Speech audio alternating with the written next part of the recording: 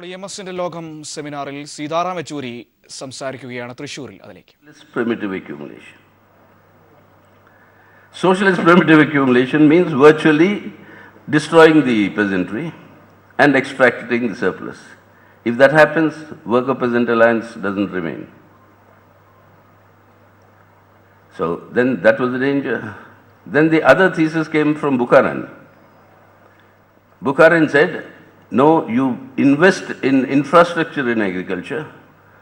By investing in infrastructure in agriculture, that is how you can, increase the production and therefore increase the surplus. Then the problem came, and correctly, that's why I'm saying it is important for us also to discuss this in Indian context. The problem came with Bukharan thesis that if you invest in agriculture, you provide greater facilities, the tendencies of differentiation in the peasantry will lead to the rich farmer or the kulak becoming stronger. Now, kulak becoming stronger, the rich farmer becoming stronger, is the antithesis for socialist construction, because he will be by very class nature, will turn to be anti-socialist.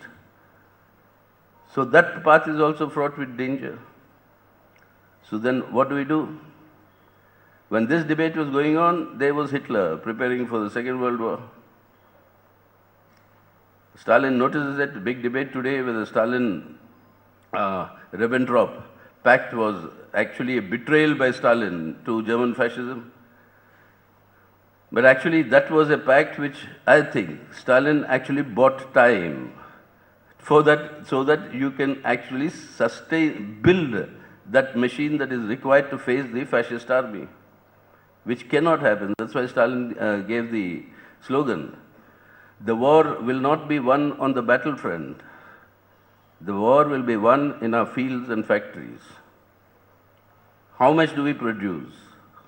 How much of armaments can we produce? So in order to do that, circumstances and this entire debate led them to the process of collectivization. So collectivization, it was a forced collectivization. It had its problems, because that is not the way the transition of a peasant economy into a socialist economy should take place. But then the circumstances of the imminent fascist war, the circumstances of the conditions, the political correlation in the world, we just got over the civil war, how to survive or how to save socialism first. Under these circumstances, the CPSUB thought the only way we can move forward is through this collectivization. Collectivization gave them tremendous successes, but at the same time gave them tremendous, a disconnect with the peasantry, which robbed them of the popular support that the revolution had. That is why when the counter-revolution succeeds in 1991, when all of you say, out of the 6 million or 60 million communists in Soviet Union, was there not a single communist who would stop the Lenin statue from being, demolished? Why did no communist come to save that statue?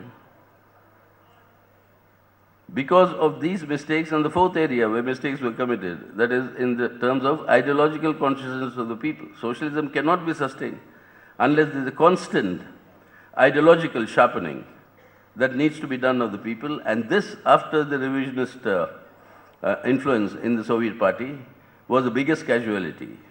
And therefore that power of the ideology of Marxism was robbed off in the Soviet Union, which contributed to this.